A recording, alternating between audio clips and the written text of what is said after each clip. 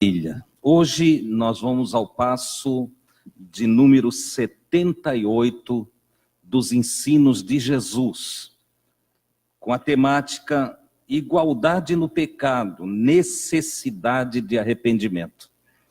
Nós vamos tratar aqui, segundo o ensino de Jesus nessa noite, que não existe alguém mais pecador do que o outro, e que quando se trata de pecado, a Escritura é bem clara: todos pecaram. Não existe quem não peque. Não existe quem não pecou. Todos pecaram. Só Jesus não pecou. Só Ele, o nosso Salvador, entregou-se inteiramente como o Cordeiro sem mácula para nos resgatar para Deus. Bom, segundo o ensino de Jesus, que é uma continuação de Lucas, capítulo 12, agora nós vamos estudar Lucas, capítulo de número 13, versículos 1 a 5 primeiro. E então Jesus, através de seus ensinos, na continuação, porque Jesus ensinava caminhando, ele ensinava em sequência, ele era um hebreu, um nômade da pregação. Ele andava e de aldeia em aldeia, de cidade em cidade, de casa em casa, Jesus ensinava. Jesus não tinha um templo onde ele ministrava as suas lições. Quando diz que ele estava no templo, eu já ensinei aqui, na verdade, Jesus nunca entrou no templo de Jerusalém. Nunca. Porque só os sacerdotes da tribo de Levi é que podiam entrar dentro do templo de Jerusalém, no templo construído por Salomão. E Jesus não era da tribo de Levi, Jesus era da tribo de Judá.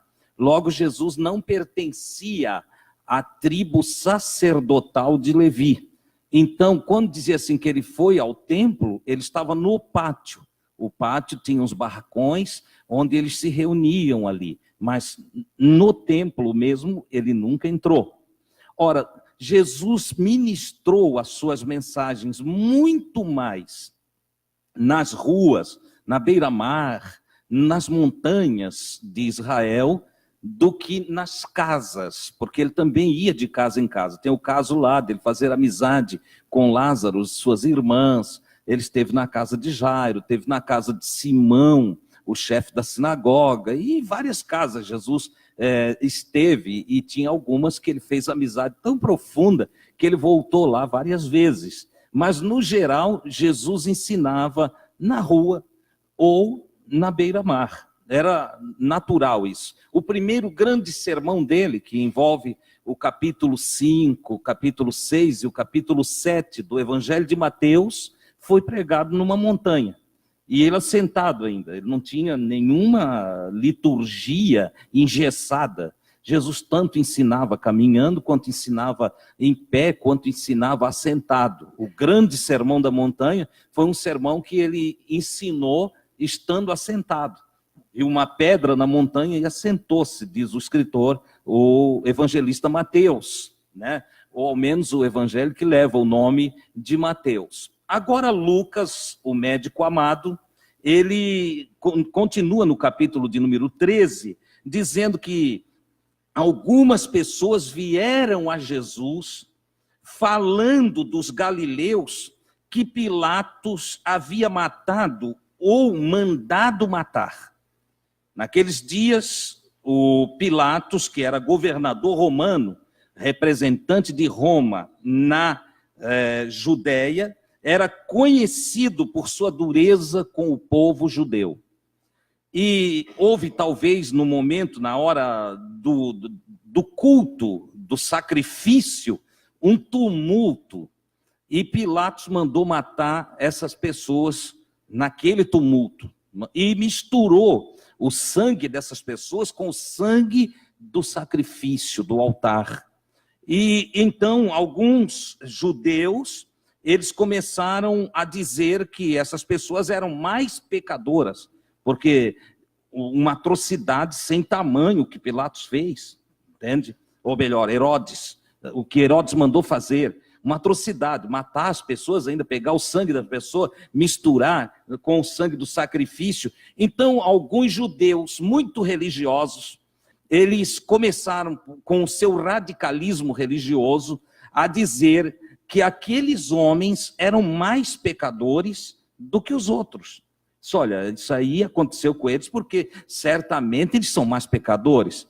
E é uma tendência até os dias de hoje, quando acontece uma coisa ruim com uma pessoa, as outras pessoas que se julgam mais santas, que se julgam mais justas, e claro que quando alguém se julga mais santo, mais justo, ele já está sendo menos santo, menos justo, porque se tem uma coisa que os santos não fazem é se achar melhor do que os outros. Todo homem santificado, toda mulher santificada, tem na essência o amor, e sempre vão ser humildes. Você olha Jesus e ele nunca se exaltou pela sua posição de filho de Deus. Não, pelo contrário. Ele disse o filho do homem, olha, nem dizia o filho de Deus, o filho do homem. Jesus sempre menciona, através do Evangelho de Lucas, também através do Evangelho de Mateus, a sua humanidade. Ele não destaca a sua divindade, ele destaca a sua humanidade. E ele fazia questão de se auto-intitular como filho do homem, ao passo que a maioria o chamavam de filho de Deus, mas ele se intitulava o filho do homem. Quando ele ia falar de si mesmo, dizia, o filho do homem não veio para ser servido, mas para servir. Ou seja, eu em minha humanidade, eu devo ter consciência que a minha existência é planejada por Deus para servir os irmãos. Porque que valor tem o ser humano que não serve? Que valor tem o ser humano que não é prestativo, que não é amante do seu próximo, que não está para o exercício piedoso e misericordioso ao longo da sua vida? Que valor tem esse homem? Jesus então deixa bem claro, entende, que ele veio para servir. E esses mais santos, esses mais, às vezes, radicalmente religiosos, entende? Eles começam a se achar melhor do que os outros. Eu vou à igreja todo dia, então eu estou protegido. Eles esquecem o livro de Eclesiastes, que diz que embaixo do sol a vida é igual para todo ser humano. Você precisa entender isso, que debaixo do sol, aqui na terra, essa é a expressão, a vida é igual para todos, para o que serve a Deus e para o que não serve. A lavoura do que serve a Deus produz, mas a lavoura do que não serve a Deus também produz. Quando cai a chuva, encharca a terra do ímpio e a terra do justo. Encharca, as correntezas se formam, dependendo do terreno, pode ser o terreno do mais crente da terra. Fica todo cortado pelas águas, né? Mas também a do lado ali fica. Então, às vezes, por nós nos sentirmos melhores do que os outros, e aí todo cristão precisa ter um cuidado. Porque nós temos duas doutrinações aqui. Uma que vem da vertente religiosa e do conceito ou até preconceito religioso, e nos forma radicais religiosos, e a outra vertente que é a doutrina do Cristo, que nos leva ao equilíbrio, que nos faz ver a vida com o olhar do amor, com o olhar do equilíbrio, do bom senso, inteligência, porque ser do cristianismo, qualquer um pode ser. Mas para ser um cristão, aí são duas coisas distintas. Mas, irmão Adilson, ser do cristianismo não é ser cristão? Não. Cristianismo é religião. Ser cristão é ser um seguidor de Jesus. E para ser cristão é preciso ser muito inteligente. Não é qualquer pessoa que pode ser cristão. Do cristianismo, qualquer um pode ser. Qualquer pessoa pode ser, eu sou do cristianismo, eu pertenço ao cristianismo, a minha religião é o cristianismo, entendeu? Assim como o outro é islamita, o outro é hinduísta e budista e por aí afora. Qualquer um pode ser. Agora, ser um cristão requer meditação, requer dedicação, requer perseverança, requer uma fé genuína, requer estudos, requer oração, requer todo um conjunto de uma vida em meditação, senão não se forma um cristão. Você entende? Ser do cristianismo, qualquer um pode chegar e dizer, eu sou da igreja cristã, aí no sentido de cristianismo. Mas agora se identificar como um cristão precisa produzir fruto. Jesus disse, toda aquela vara que está em mim não produz fruto, meu Pai corta. Por quê? Porque o que identifica um autêntico cristão é a sua frutificação. E quando nós estamos falando de frutificação, são as características do fruto do Espírito que é desenvolvida no cristão, que é amor, caridade, paz, longanimidade, temperança, né? Fé, gozo. Um cristão é alegre. Você conhece algum cristão que, ai, ó dia, ó azar? Conhece alguém assim? Aquela hiena do desenho animado? Ele não é cristão, não. Ele é do cristianismo. Você entende? Aqui está a diferença.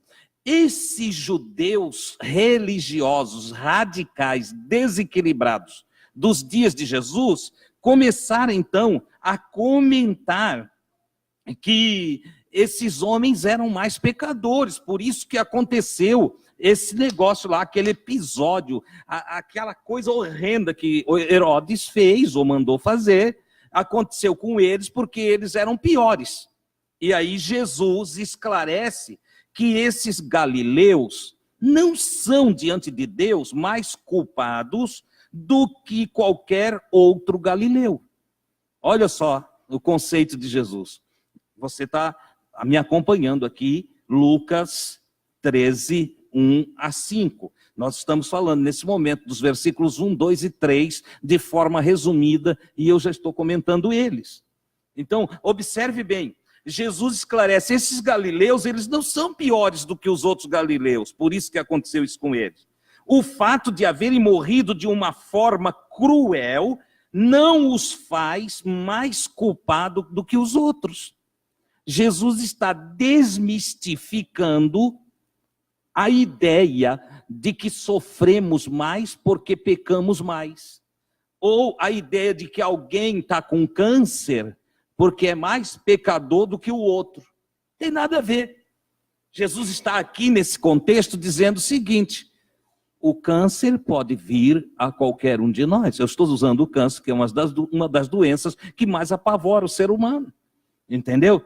E que se alguém tiver um tumor maligno desenvolvido no seu organismo, não é porque ele é mais pecador. Pessoas justas, pessoas corretas, pessoas santas, pessoas amorosas, pessoas caridosas, pessoas generosas também sofrem com câncer. É isso que Jesus está dizendo. Então ele derruba, ele desmistifica a ideia religiosa de que se alguém está sofrendo é porque cometeu algum mal. Se alguém está enfrentando uma dificuldade, ou passou por uma calamidade, ou uma crueldade, ou uma catástrofe, é porque eles são piores. Ah, se eles buscassem a Deus, não aconteceria com eles. Mentira. Mentira. Você e eu podemos buscar a Deus de todo o nosso coração, mas os nossos passos na terra estão também propensos a tropeço, a queda, a catástrofe, a todo quanto é coisa que acontece. Tá, irmão, disse, mas então de que vale servir a Deus? Ora, quando servimos a Deus, nós nos preparamos para a vida perdurável, a vida infinita. Nós não servimos a Deus para sermos privilegiados na terra. Nós servimos a Deus para nós termos um coração serenizado, sereno, pacificado. Nós servimos a Deus para termos luz no nosso entendimento. Nós servimos a Deus para crescer em maturidade espiritual. E nós servimos a Deus porque somos orientados pela Escritura que a vida não acaba quando o corpo tomba e vai para a terra. E nós cremos em Jesus. E Jesus diz que a vida é muito mais do que esse breve e passageiro tempo no corpo. Ele disse isso. Ele falou enquanto estava aqui na condição semelhante à minha e à sua. Esse viajante de mundos desconhecidos a nós, esse ET, como eu costumo dizer, que Jesus foi um extraterrestre. Ele disse: vocês são da terra, eu sou do céu. Eu vim lá da casa do meu pai. E ele disse: na casa do meu pai tem coisas que vocês não imaginam. Se eu vou preparar lugar para levar vocês até lá, aqueles que confiarem em mim, eu o levarei comigo. Ele prometeu isso. Senhor, mas e se levar muito tempo e meu corpo tombar e for para o pó da terra? Ele disse: não tenham medo, porque os que creem em mim, ainda que estejam mortos, viverão. Ele disse: eu ressuscitarei, eu vou ser levado também à sepultura, para que se cumpra todo o projeto da minha humanidade, mas ao terceiro dia eu me levantarei. Olha só, e a Escritura diz que ao terceiro dia, após a sua morte, Jesus, no domingo pela manhã, ressuscitou dos mortos.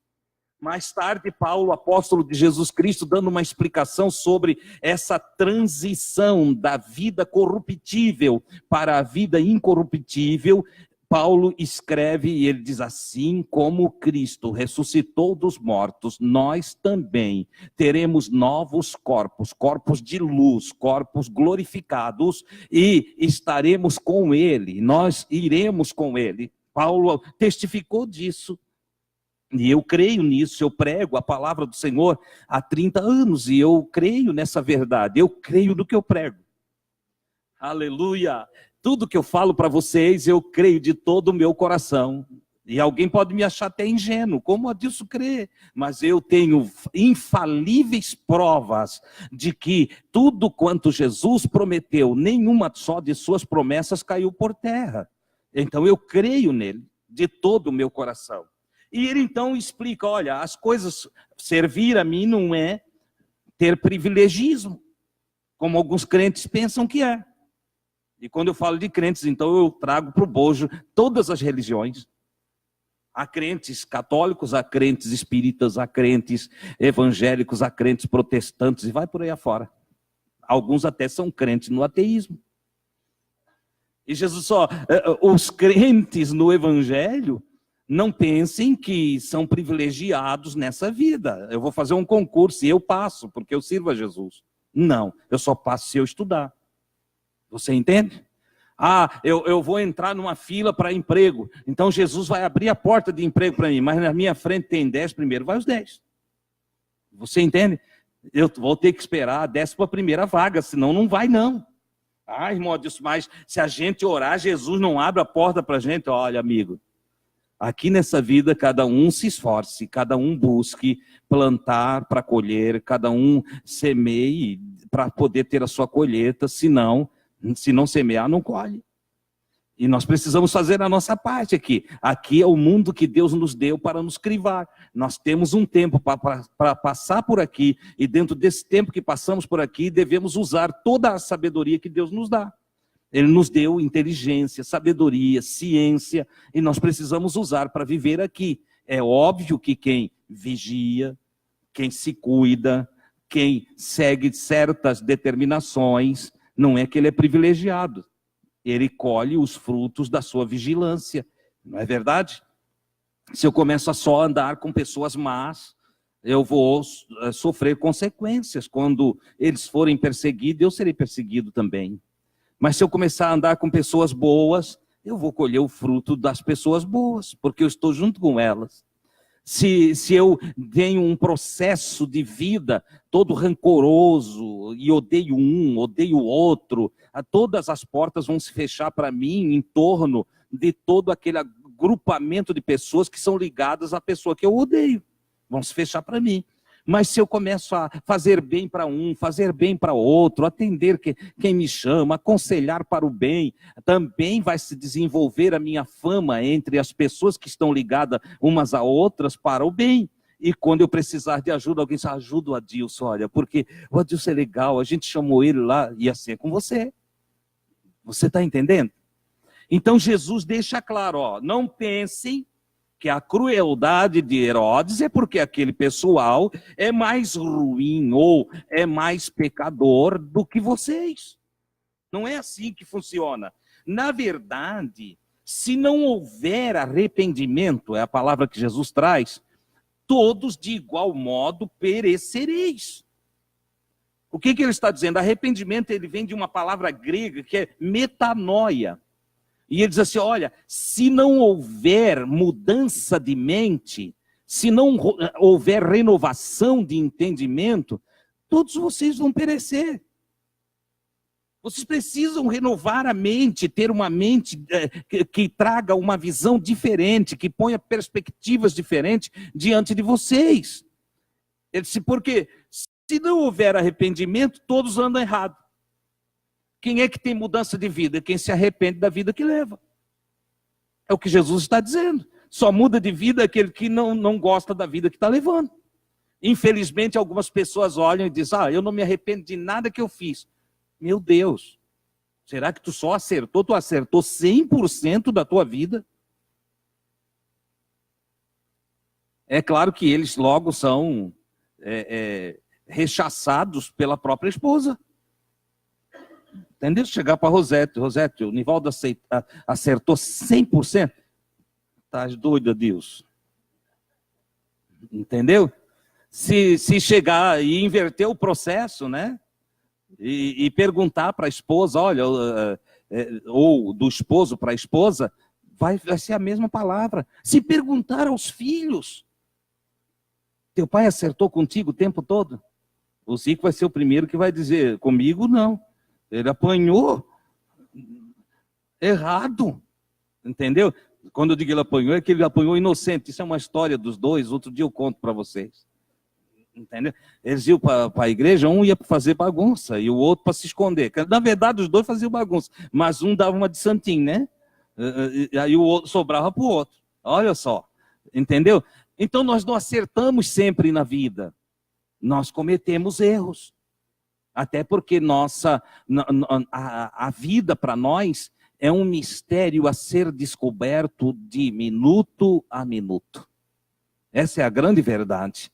O tempo todo na vida a gente está aprendendo. Então Jesus disse, olha, pode ter o homem muito mau e pode estar no lado dele o homem menos mau. Porque na verdade, no conceito de Jesus, todo ser humano é mau.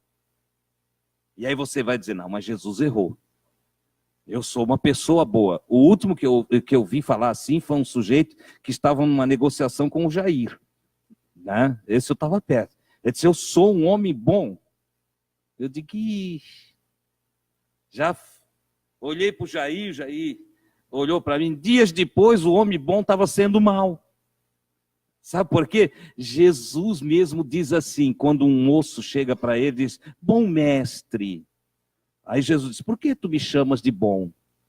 Jesus estava na sua humanidade. E como conceito de humanidade, Jesus diz, por que tu me chamas de bom? Só há um que é bom. O Pai que está nos céus. Olha só.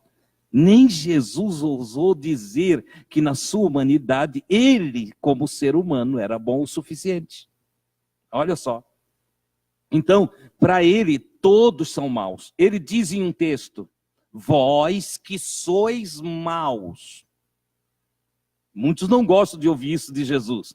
Mas Jesus diz, vós que sois maus, sabeis dar boas dádivas aos vossos filhos. Então, mesmo os homens maus protegem os dele. Guardam deles, os dele. Tem aqui pão. Alguém vai ficar sem comer. Mamãe olha, primeiro é o filho dela. Não é assim?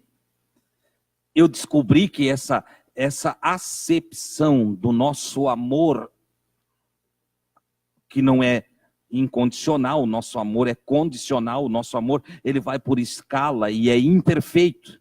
Primeiro os meus família, depois os meus amigos, depois os meus parentes, e assim vai indo.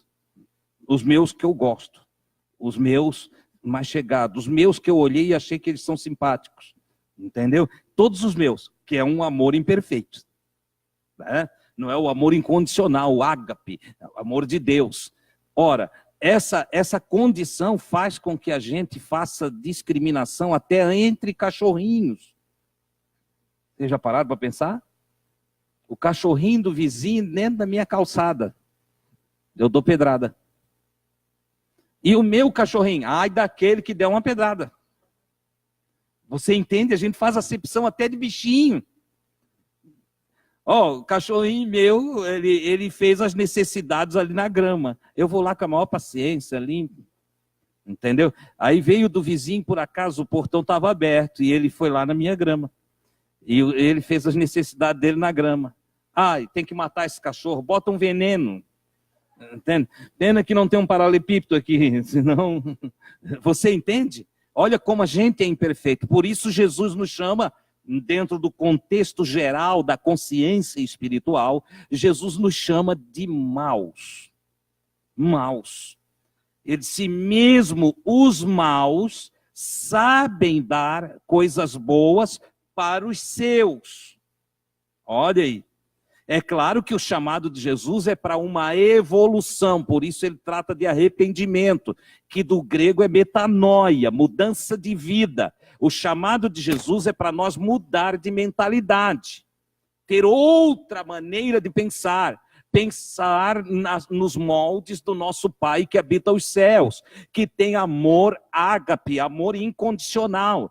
O grande ensino de Jesus é para para nós voltarmos à semelhança com Deus, porque nós, andando distante de Deus, fomos tão para distante que a gente se assemelhou às criaturas menos elevadas, às almas que não são conduzidas pela consciência espiritual, aos animais, alma vivente. Tem pessoa que é só uma alma vivente, vive pelos seus impulsos, pelos seus instintos, não usa da consciência para pesar o que é certo, o que é errado, o que é bom, o que é mal, o que faz bem e o que faz mal. A maioria não usa. Então, a evangelização do Cristo é uma chamada para a consciência espiritual que faz com que a gente viva a vida não pelo instinto, porque isso é animal, mas que a gente viva a vida por uma direção de luz consciente. A luz, a palavra de Deus que veio a nós, que ilumina através do nosso espírito toda a nossa alma.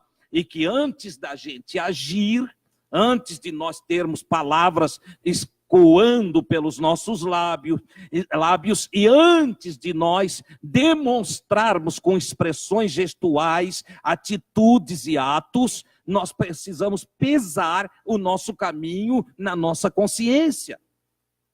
Porque senão todos vamos perecer. É isso que Jesus disse.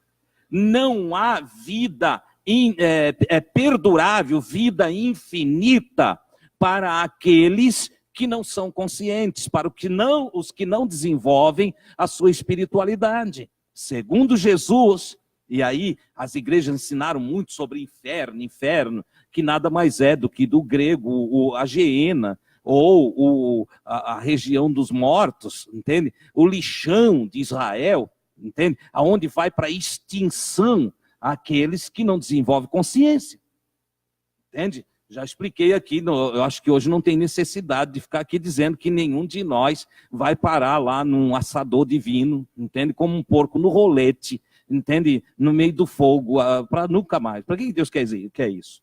Não é, isso não é verdade, a condição é outra. É que ou eu vou ser extinto, ou eu vou ter vida perdurável. Ou Deus me aniquila, os ímpios serão aniquilados. O Salmo 1 já diz isso, né? Não são assim os ímpios. São como a moinha que o vento espalha. Olha lá, se desfez tudo, acabou tudo. Entendeu? A Escritura também diz, não há memória do ímpio. O ímpio, a sua memória se apagará.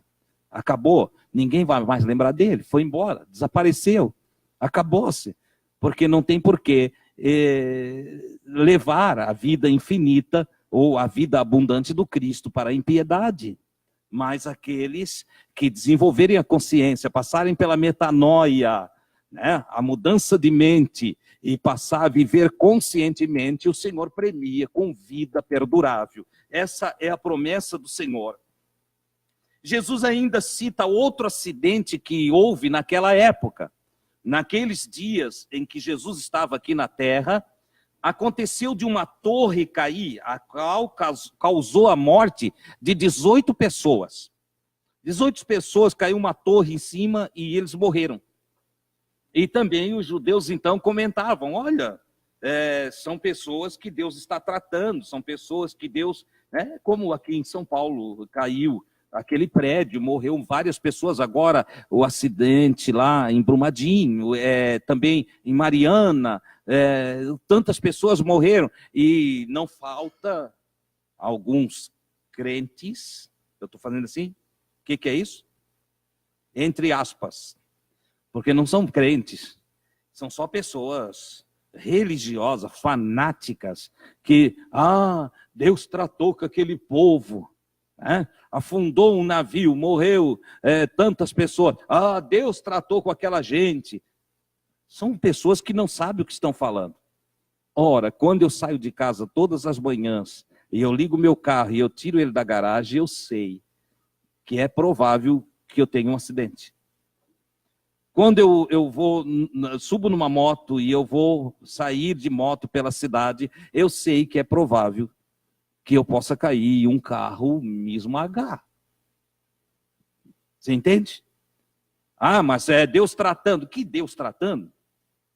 É que as probabilidades da vida aqui na Terra. Entendeu? Um edifício pode cair, eu posso estar passando na rua. Certo? Um dia eu ouvi um homem dizer que nunca ia morrer através da queda de um avião. Porque ele nunca ia andar de avião. Ele tinha tanto medo, nunca que eu entro num avião, não vou... De avião eu não morro. Aí um dia eu estava em casa, estava passando um jornal, que o sujeito estava na porta de casa, o avião caiu em cima da casa dele. Foi no estado de São Paulo também. O avião caiu bem em cima da casa, na parte em que ele estava, e ele morreu com o avião. Não foi esse que falou aquilo. Mas eu fiquei lembrando do outro. Eu disse, olha, ele nem sabe o que disse mesmo. Um avião pode cair em cima dele. Você entende? Mas ele é mais pecador, por isso que aconteceu isso com ele? Não. Ninguém fica enfermo porque é mais pecador. Ninguém desenvolve nenhum problema na sua vida porque é mais pecador. Nenhum acidente acontece com as pessoas porque elas são mais pecadoras. Imagina um irmão que antes de ir viajar, ele faz uma oração. Já aconteceu comigo também. Tem irmão que antes de viajar, ele faz uma vigília sentado no volante do carro. Entendeu? Pai nosso que habitas o céu, olha, tu guarda nós nessa estrada, tu não deixa acontecer nada, e parará, e aquela coisa, né? Faz uma oração sem tamanho. Jesus já ensinou, e nós já aprendemos aqui, que não é pelo muito falar que a gente é ouvido. Entendeu? Não precisa orar muito, muito, muito, muito. Você não vai se livrar porque falou muito, muito, muito. Você fala com Deus e confia, e aguarda no Senhor. Mas aí o irmão orou, gastou um tempão com oração, pedindo livramento, e depois ele sai pela estrada igual um doido. Poda na faixa amarela, em curva, entendeu? Não presta atenção que hoje está chovendo, vamos dizer, né? Hoje está chovendo e a água, né, é abundante na pista, e ele sai por aí igual um doido. Mas ele pediu para o Senhor guardar ele. Lá na curva ele dá uma derrapada, entende? Dá uns 5 giros no meio do asfalto e bate no barranco. Foi o diabo. Já pensou? Isso é místico. Os crentes aprenderam isso na igreja. Eu estou aqui desmistificando. E eu estou desmistificando porque Jesus desmistifica. Jesus, ele diz que as coisas não funcionam dessa maneira. Então ele diz, se vocês pensam que aquela queda da torre que matou 18 pessoas, é porque eles eram mais pecadores do que vocês? Não. E aí ele repete a frase, se não vos arrependerdes, Se não houver metanoia, se não houver mudança de mente, se vocês não mudar a forma de vocês enxergar a vida, se vocês não tiverem atitudes positivas, se vocês não tiverem uma visão da vida através da lente de Deus, vocês todos de igual modo perecereis, só que um perece morrendo em casa e o outro perece com uma torre caindo em cima dele. Um é através de uma bala perdida e o outro é simplesmente escorregou no banheiro e bateu a cabeça ali e ficou por ali mesmo. A causa mortis não define o grau de meus pecados. É isso que Jesus está ensinando. Perceba que Jesus deixa muito claro que as dores que experimentamos não se devem exclusivamente aos pecados que cometemos. Não é. Não é a colheita da nossa semeadura sempre que acontece. Às vezes os acontecimentos não têm nada com o que eu plantei. Às vezes são simplesmente acontecimentos que chegou naquele dia, na vida aqui embaixo do sol. Este é um planeta de provas. Eu anotei aqui para não esquecer, porque achei interessante essa frase.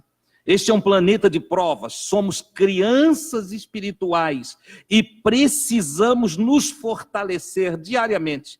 E nós somos fortalecidos, sabe como? A nossa musculatura espiritual, ela é fortalecida, a nossa consciência, ela é fortalecida por provas e testes. A maioria não quer ser provado, a maioria não quer teste. Desde criança parece que a gente tem medo de teste. Olha, segundo grau, né? Não, primeiro grau é mais. Primeiro grau. A quinta série. Vai ter teste. Ai, que tremedeira. Teste de novo. Meu Deus, teste. Entende? Sexto ano. Ó, temos a prova de final de ano. Ai, será que eu fico em recuperação? Será que eu passo? A gente não gosta de teste, mas os testes nos fortalecem. As provas nos ensinam. As provas geram paciência. A paciência gera a experiência ou a esperança, e a esperança, a experiência. E assim sucessivamente. Nós vamos crescendo. Mesmo uma pessoa moralmente elevada, uma pessoa de uma moral extraordinária, ela experimenta dores aqui na terra. A pessoa mais dedicada a Deus experimenta dores. A dor faz parte da nossa vida. Essa é uma realidade.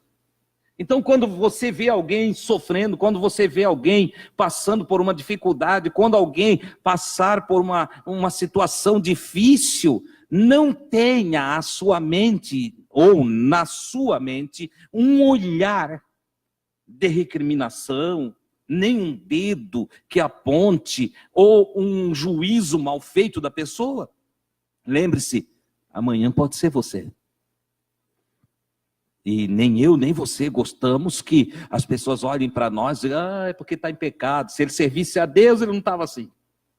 Se ele servisse a Deus, não tinha que ir para o médico.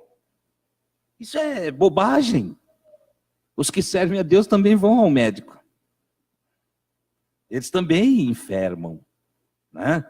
Vamos citar alguns da Bíblia. Ezequias serviu a Deus, mas ficou doente. Paulo era um homem com problemas de visão. Timóteo, um pastor com problemas no estômago. E nós poderíamos passar aqui citando vários outros, mas que não é minha função nessa noite.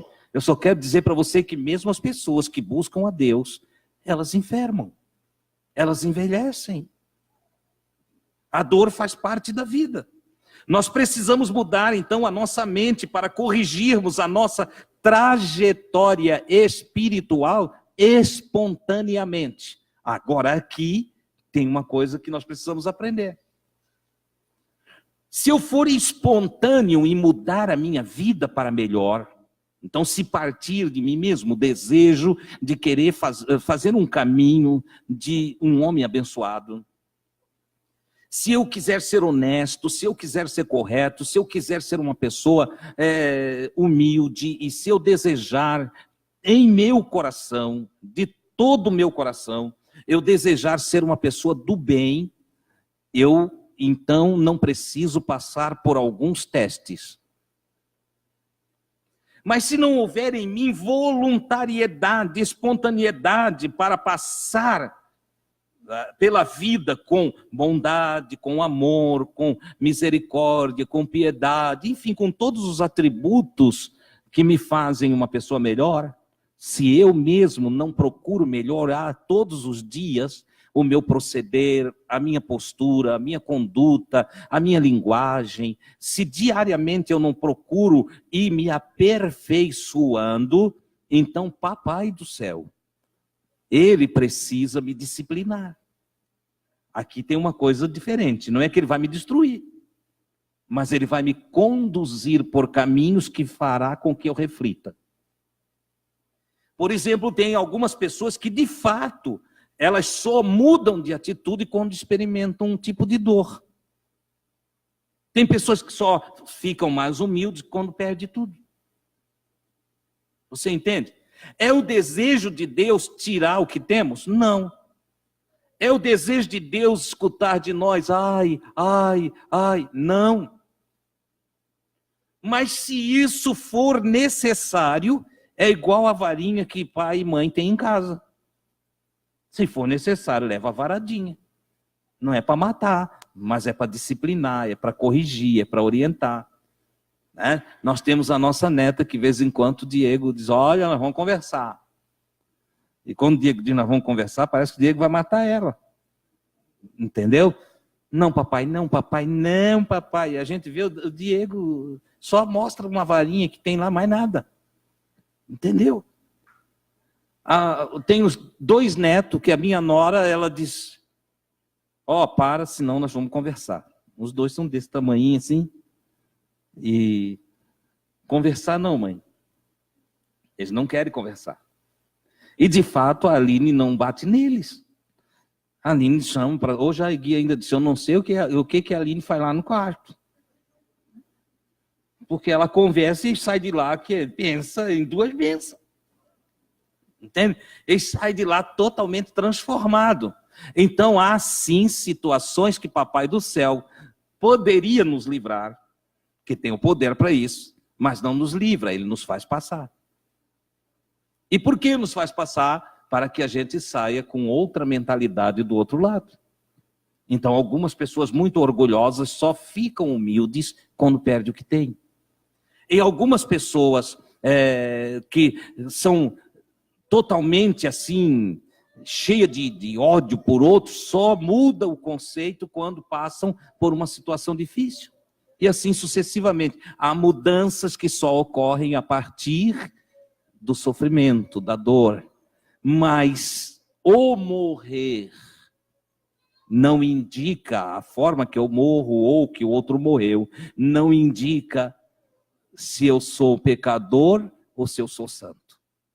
Os santos podem ter mortes horríveis e os pecadores podem ter morte serena. Não é interessante isso? Vamos adiante. Logo depois, Jesus ele conta a parábola da figueira infrutífera. Lucas capítulo 13, versículos 6 a 9. Jesus vai contar uma parábola aqui de uma figueira que estava no meio da vinha. Olha só, o sujeito tinha uma vinha e tinha uma figueira que provavelmente ele não quis tirar quando foi plantar a vinha. E a figueira ficou no meio da vinha. Certo? Só que esse homem ele foi lá e procurou fruto nessa figueira e não encontrou fruto.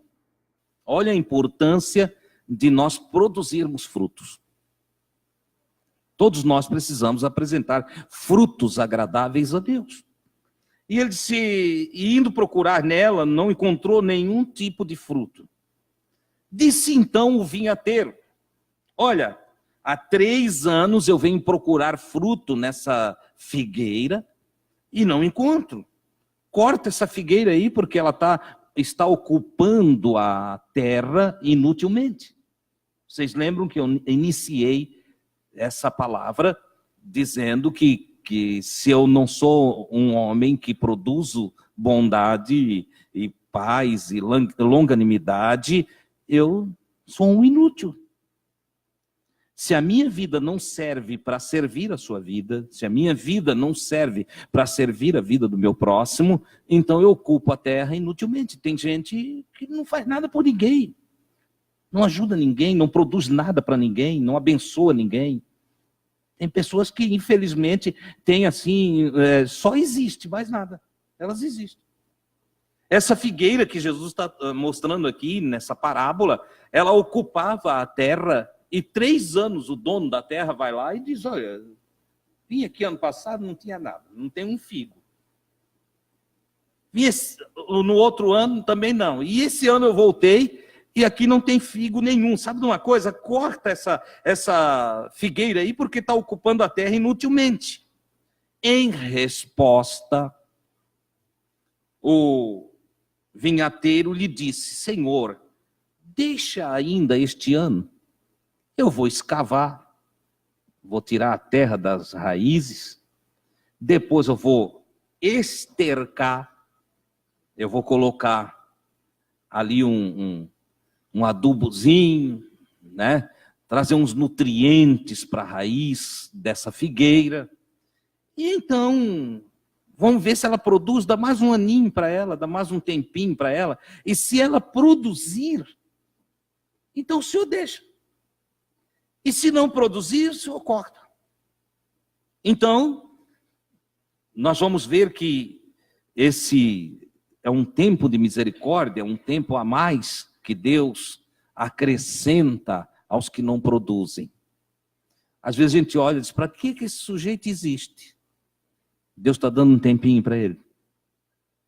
Meu Deus, esse sujeito não ajuda, não contribui para nada.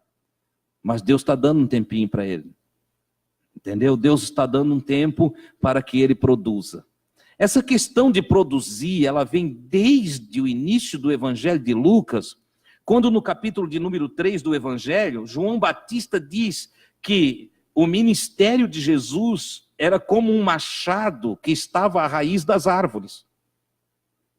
E ele compara as árvores aqui a homens, a seres humanos. E o João Batista disse, olha, Jesus chegou aí, e o machado, ele é um machado que está posto na raiz das árvores. Toda árvore que não der bom fruto será cortada e lançada no fogo. O fogo aqui, de novo, na interpretação religiosa, inferno. Mas aqui, na interpretação bíblica, fogo é na extinção. Toda árvore que não der fruto será lançada na extinção. Acabou, vai se extinguir, vai desaparecer, vai sumir. Tanto lá como aqui na parábola, nós somos comparados a uma árvore. Na parábola que Jesus está contando, nós somos comparados à figueira, que está no meio da vinha do Senhor. O João Batista está usando uma ilustração, mostrando que homens e mulheres são parecidos diante de Deus com árvores, que só faz sentido a sua existência pela produção dos seus frutos. Ou seja, se eu não desenvolvo bondade, se eu não desenvolvo caridade, se eu não desenvolvo amor, se eu não desenvolvo paz, se eu não desenvolvo alegria, se eu não desenvolvo uma vida que glorifique a Deus, a minha vida é inútil. Você concorda? Que utilidade temos nós se não for para glorificar a Deus e para abençoar o próximo? Se eu não sou uma bênção na vida da minha esposa, que utilidade eu tenho no meu lar? Se eu não sou uma bênção na vida de meus filhos, para quê? Que utilidade eu tenho como pai? Se eu não sou uma bênção no meu trabalho, porque infelizmente tem pessoas que vão trabalhar, na hora de arrumar um emprego é uma bênção, né? Ele é o bom. Quando está admitido, ele fica ruim. E se eu não sou uma bênção para o meu patrão, que utilidade é a minha?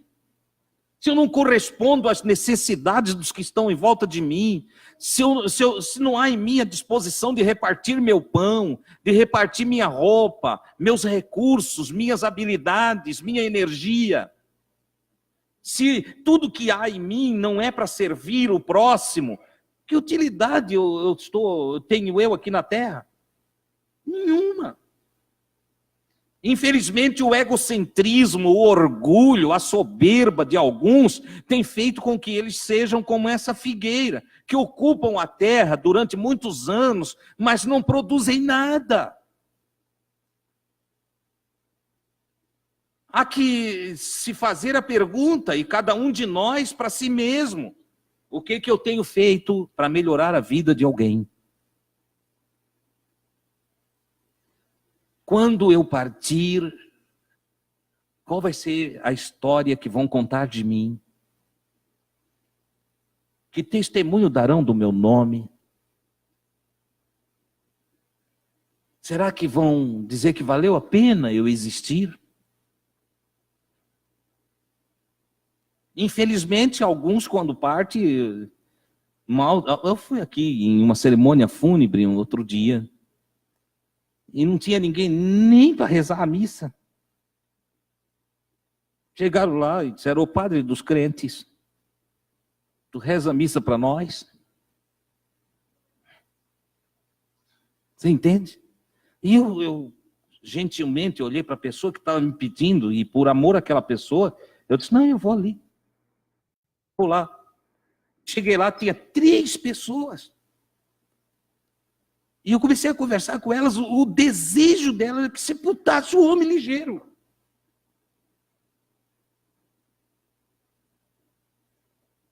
Porque ocupa a terra inutilmente. Puxa vida, Jesus diz: olha, te faça conhecido, brilhe a tua luz. Entendeu? Te faça conhecido pela tua bondade, te faça conhecido pelo teu amor, te faça conhecido pela tua utilidade, te faça conhecido, entende, pela tua frutificação. Numa outra expressão, Jesus diz que a luz que há em ti brilhe, que a tua vida glorifique a Deus. Glorificar a Deus, irmão, não é que a tua vida tem que sair dando aleluia e glória a Deus pela rua fora, não, porque isso tem vergonha. Entende? Aquele irmão que passa lá: paz do Senhor, irmão. Eu tenho um nojo daquilo. Você entende? Não suporta aquilo. Não, glorificar a Deus é você passar ali na rua e o vizinho olha e dizer: esse é um homem bom. Essa é uma mulher muito legal. Olha, são vizinhos prestativos. Quando a gente precisa, essas pessoas são extraordinárias. Glorificar a Deus é ter uma postura na vida de bondade, de exercício misericordioso. É quando triste passar por você, você abraçar ele, você dá uma palavra que o alegre. Quando aquele que vem de cabeça baixa, desanimado, depressivo, se aproximar de você, você ter uma energia gloriosa do Espírito Santo, uma força e palavras ungidas que diga para ele: rapaz, vai dar tudo certo, vou orar por você aqui, você vai para casa, as coisas vão mudar. Você o abençoa. A glorificação do nome do Senhor está na utilidade de cada um de nós para o próximo. Porque a Deus eu sirvo no próximo. Já que eu não vejo Deus. Não é verdade? O João escreve disso e ele diz lá, irmão Silvio, né? Como eu posso amar a Deus que eu não vejo, se eu não amo o meu próximo a quem eu vejo?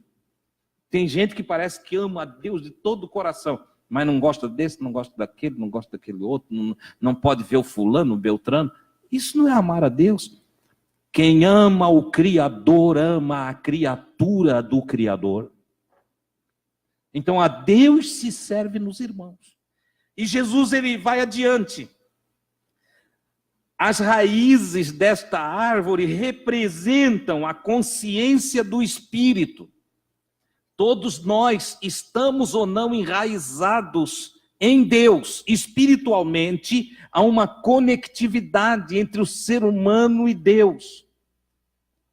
E se eu não, assim como as raízes tiram da terra os nutrientes para a árvore e sugam as águas para nutrir a árvore, também eu preciso estar com a minha consciência enraizada em Deus, tirando de Deus, sugando de Deus para mim toda a energia, todo o poder, toda a graça, toda a bondade, todo o amor, toda a palavra boa, todo o pensamento positivo, toda a luz que pode vir de Deus para mim.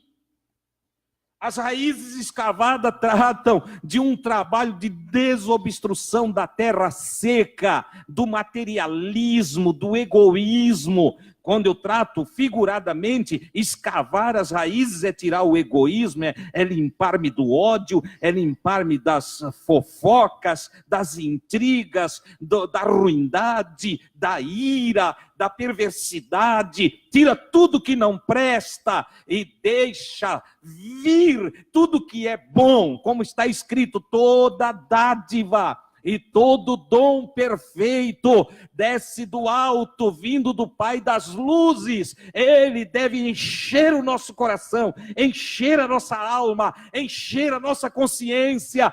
Em outras palavras, é o que os crentes mais antigos diziam quando da sua dedicação evangélica: nós precisamos estar cheio do Espírito Santo de Deus. Oh, glórias ao Senhor! Se eu me encho do Espírito Santo de Deus, eu me encho de bons pensamentos, eu me encho de coisas boas. Aleluia! A minha mente passa por essa palavrinha grega, metanoia, há uma renovação. Eu passo a me renovar pela força do entendimento. Uma nova criatura surge através deste processo de arrependimento sobre o que sou e mudança de mente, conversão. Conversão. Não basta se arrepender, é preciso fazer a conversão. E quando eu me converto, eu disse, eu vou mudar de vida. Vou mudar o meu rumo, vou mudar a minha direção. Vou acabar com o que não presta em mim. Eu vou aniquilar o meu ego. E eu vou pedir a Deus que faça de mim uma nova criatura. Aleluia! E essa nova criatura vai surgir pelo processo de espiritualização que ocorre pela força do entendimento.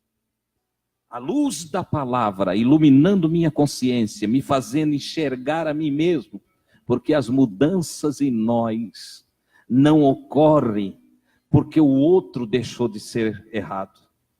A mudança em mim só ocorre porque eu deixei de ser errado. As transformações da minha vida não têm a ver com as transformações da vida do outro. O marido transformado não transforma a mulher. A esposa transformada não transforma o marido. A transformação é individual. O arrependimento, ele muda a mim mesmo. A mudança de entendimento transforma o meu próprio ser. E é óbvio que se o meu ser é transformado, haverá notoriedade para os que convivem comigo. A princípio fico até meio arisco, porque se eu venho há tempo fazendo coisa errada, e de um dia para o outro eu mudo. Chego em casa, o marido era todo ruinzão, agora ele chegou bonzinho, ele diz... Aí tem coisa, né? A mulher era rixosa, brigava o tempo todo. A Bíblia fala dessa mulher rixosa. Diz que é como uma goteira. Não é eu que sou machista, é a Bíblia que diz. Entendeu? Tem marido rixoso também. É como goteira em cima da cabeça. Já pensou passar uma noite com uma goteira? Tem. A mulher rixosa agora chegou e... Ao invés de briga, ela recebe o marido de um dia para o outro, ela mudou tudo. O marido pensa até que ela arrumou outra. Olha aqui, o que está vendo aí? O que está vendo? Mudou? O que tu... Não vai brigar hoje? Não, querido. Estou numa nova fase da minha vida. Tu não vê que eu estou iluminada? Ele fica todo assustado. As mudanças que nos transformam assustam os que convivem conosco, a princípio. Mas se formos perseverantes, como diz Jesus, o que perseverar até o fim será salvo. A palavra salvo, ela não se trata só do arrebatamento, que vai embora. Salvo é curado, é mudado, é transformado, é liberto. Salvação envolve muita coisa, não é só ir para o céu. Salvação envolve muitas coisas. A palavra salvo deve ser estudada por todos nós. Ela é profunda, não tem tempo para ir aqui. Ora, amados, eu preciso encerrar. O que eu quero que sobre para você é que cada um de nós deve aprender de Jesus para mudar a si mesmo. A mensagem que pregamos não é para mudar outros. Eu só estou repartindo com vocês aquilo que fez efeito em mim. Porque não valeria de nada eu vim aqui falar do que não vivo, do que não experimento. Eu não posso mudar a tua vida. Essa é uma decisão tua, individual. Mas eu posso te ensinar o que mudou a minha. E o que mudou o meu viver foi ouvir Jesus. Foi me deixar trabalhar por Ele, através de seus ensinos, de suas palavras. E então passar a frutificar aquilo que nele é abundante. Amor, paz, paciência, longanimidade, temperança, gozo. Olha só, fruto do Espírito em cada um de nós. Que Deus te abençoe e que você possa fazer o que eu fiz. Que você possa dizer, eu vou mudar. Isso é com você. Eu só posso ir até aqui. Eu não tenho autorização para tocar em sua vida, mexer em sua alma, mudar seu espírito, sua consciência. Não posso. Eu só posso anunciar, testemunhar daquilo que Cristo fez por mim. E tudo isso que eu te falei nessa noite, Ele fez na minha vida. Então eu espero que você, pensando, meditando, refletindo, não só hoje aqui, mas você vai lembrar amanhã, depois, e diante de tudo que você for viver, você entenda. Eu vou ser uma pessoa que frutifica para Deus. Eu vou ser útil. Eu vou fazer diferença lá em casa. Eu vou fazer diferença entre os meus. Eu vou fazer diferença no meu trabalho. Eu vou fazer diferença lá no colégio. Eu vou fazer diferença onde eu passar. As pessoas vão lembrar de mim. Elas vão lembrar de mim. Amém? Quero convidar você a se pôr em pé.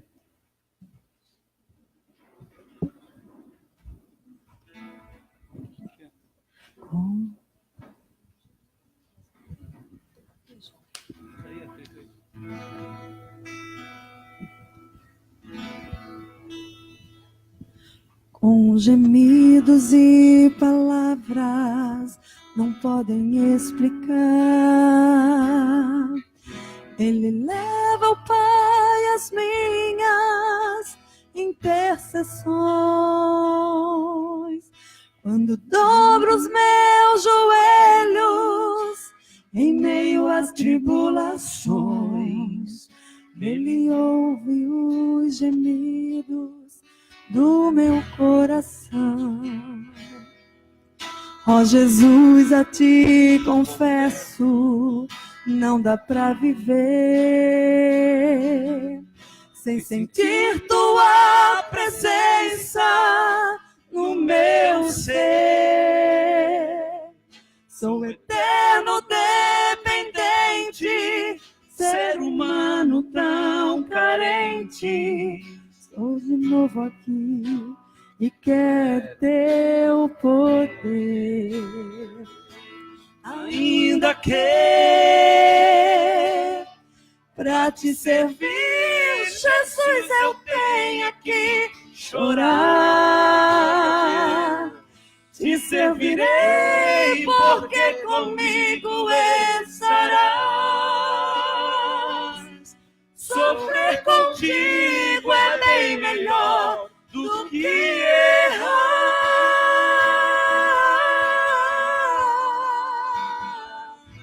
Perdoa-me, porque às vezes não consigo nem falar. Logo as lágrimas meus olhos vêm molhar, como um sinal que tu estás neste lugar.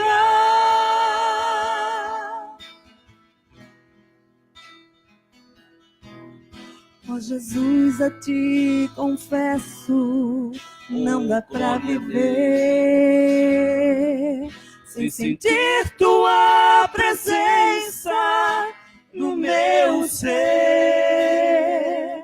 Sou eterno dependente, ser humano tão carente. Estou de novo aqui e quero teu poder. Ainda que pra te servir, Jesus, eu tenha que chorar. Te servirei porque comigo estarás. Sofrer contigo é bem melhor do que errar.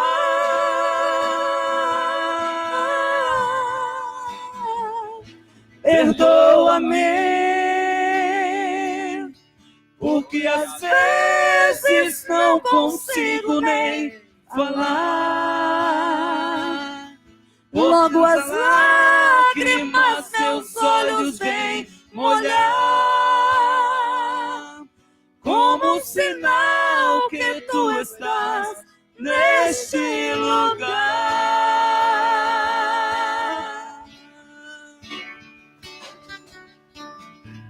Nós vamos orar ao Senhor. Algumas pessoas perguntam por que eu não faço convite.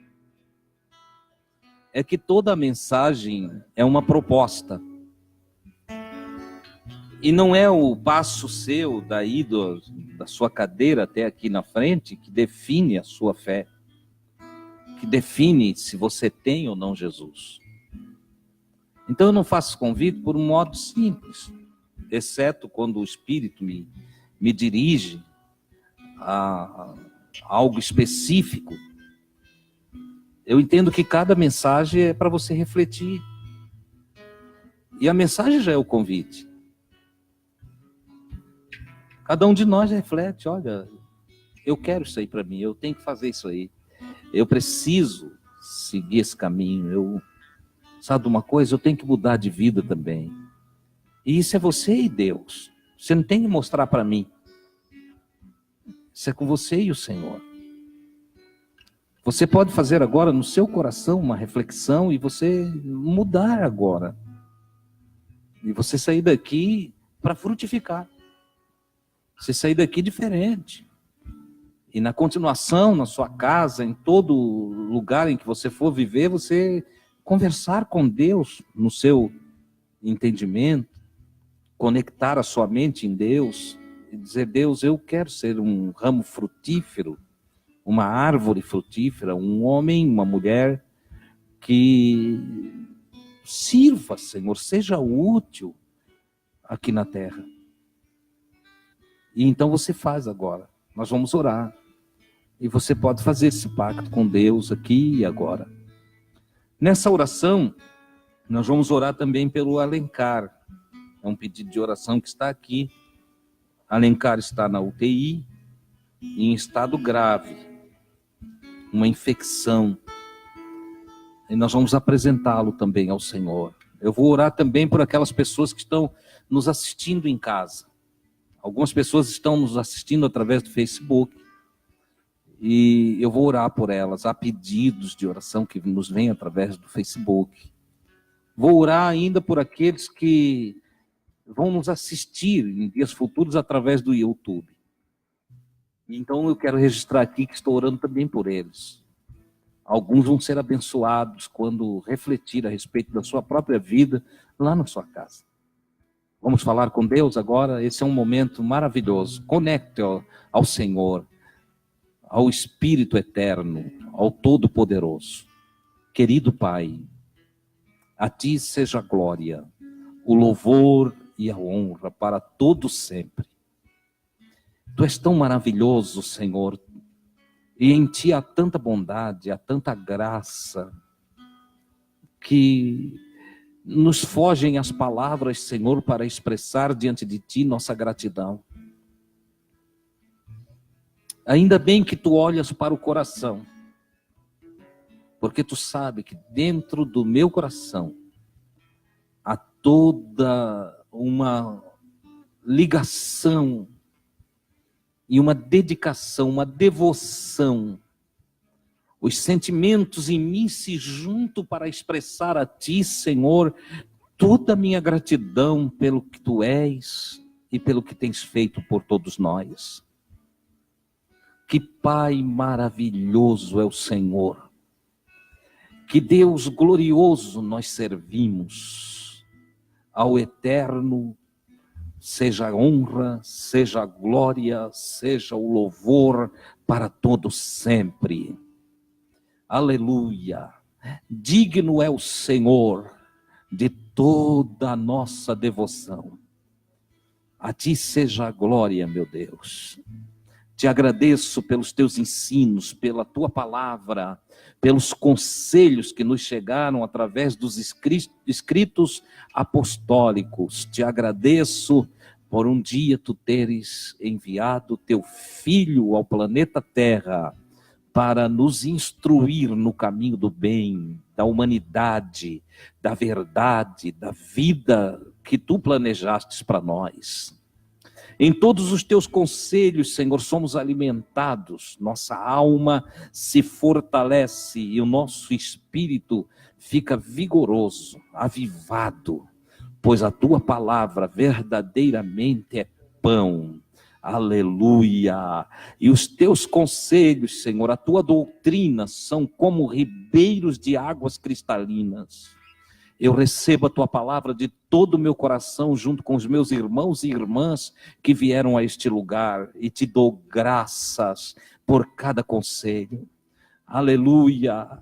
Como disse o salmista, uma vez o Senhor falou e 2 vezes eu ouvi.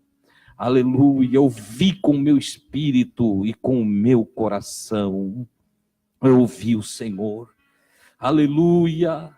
Por isso eu Te dou glórias, eu Te agradeço. Te agradeço pelos irmãos e irmãs que chegaram nesta casa nesta noite.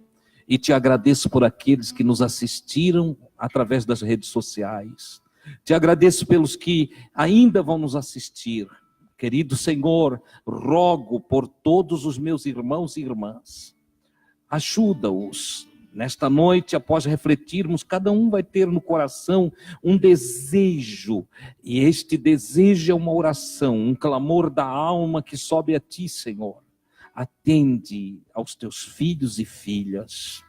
Oro pelo amigo Alencar, que está na UTI, Senhor, e que precisa de recuperação física. Eu sei que para o Senhor não há impossibilidades. Um olhar, uma palavra, o estender da mão do Senhor, ou simplesmente uma ordem. E o Alencar sara, porque o Senhor é maravilhoso, o Senhor tem poder. Rogo, Senhor, por aquelas pessoas que estão em casa, que não puderam vir no dia de hoje, que tinham desejo de estar aqui, mas não puderam. Mas estão lá nos assistindo. Alguns deles têm seus dilemas, suas dificuldades, seus problemas, suas enfermidades. Eu rogo ao Senhor, ajuda-os conforme a carência, a necessidade de cada um. Oro por aqueles que ainda vão nos assistir, Senhor, em outra oportunidade. Que a mão do Senhor esteja sobre eles quando a Ti clamar, quando a Ti suplicar, Senhor, quando rogarem por ajuda, esteja o Senhor perto para socorrê-los. Suplico, meu Deus, a Tua bênção sobre todos os que vieram e que agora vão voltar aos seus lares. Que a Tua boa mão esteja sobre cada um e a Tua paz no coração de todos.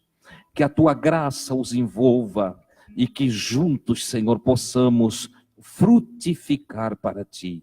Em o nome de Jesus. Graças a Deus.